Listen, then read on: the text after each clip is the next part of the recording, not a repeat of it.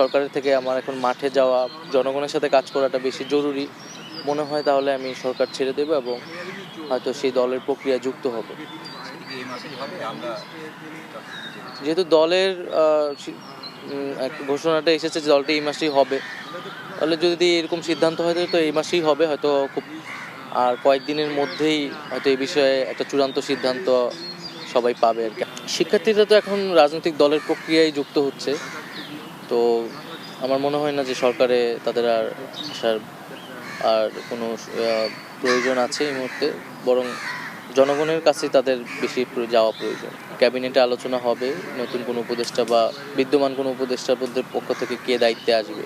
রাজনৈতিক দল গঠন আর ভোটের রাজনীতি যে ভিন্ন বিষয় তা জেনেই মাঠে নামা হচ্ছে বলেও জানান নাহিদ ইসলাম।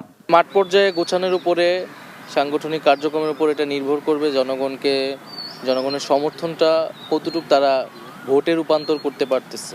জনগণের তো একটা সমর্থন আছে এই তরুণদের প্রতি, তো একটা সহানুভূতিশীলতাও আছে, তারা যেহেতু গণ-অভ্যুত্থান করেছে। আগে না থাকলেও 5 আগস্টের পর দেশের রাজনৈতিক দলগুলো স্বাধীনভাবে কর্মসূচি পালন করতে পারছে বলে মনে করেন তথ্য উপদেষ্টা। জাতীয় নির্বাচন নিয়ে বিএনপির সাথে অন্তর্বর্তী সরকারের দূরত্ব কমেছে বলেও জানান তিনি।